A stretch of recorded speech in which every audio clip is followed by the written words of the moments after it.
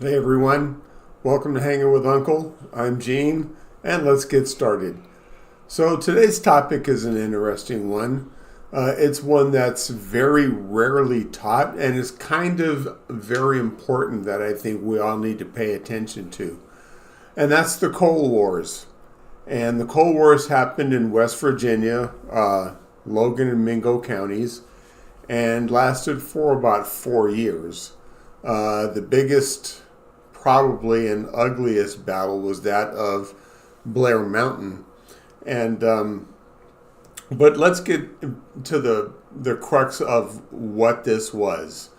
All right, it was about what we're complaining about right now today, and that is fair pay, fair work hours, and just to be treated like a human being. Okay, but you have to remember now, this is back in like the very early 1900s, and there were no such things as unions.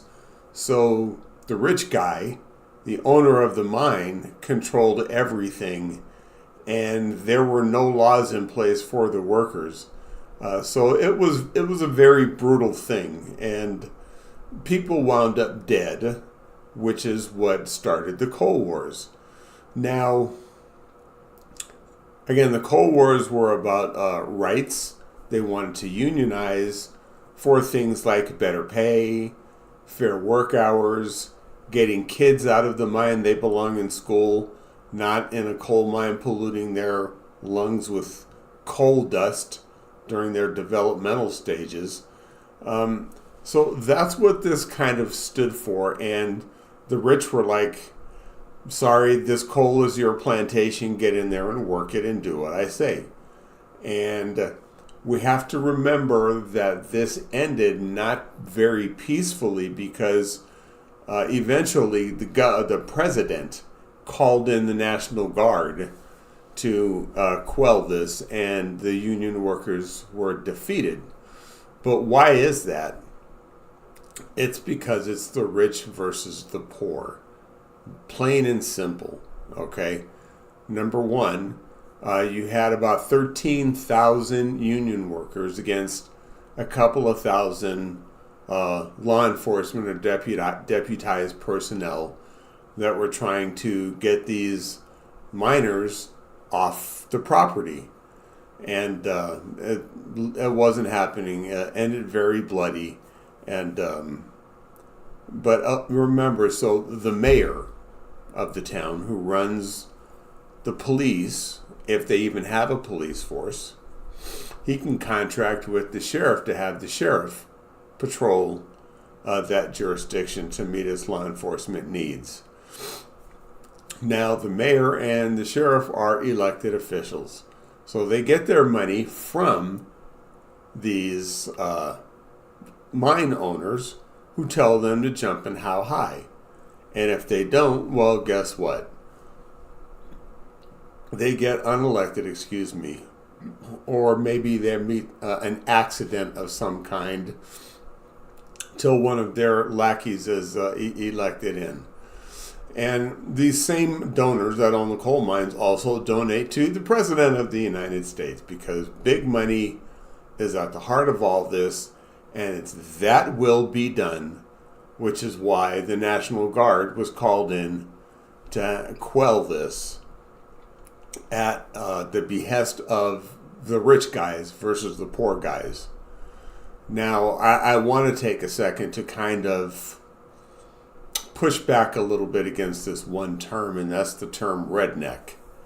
And I promise I'm not getting off track, because rednecks were union workers in this fight to unionize who wore red bandanas around their necks to fight the oppressive behavior of the rich people, the mine owners that are in charge of everything and control everything because they're the ones that have money.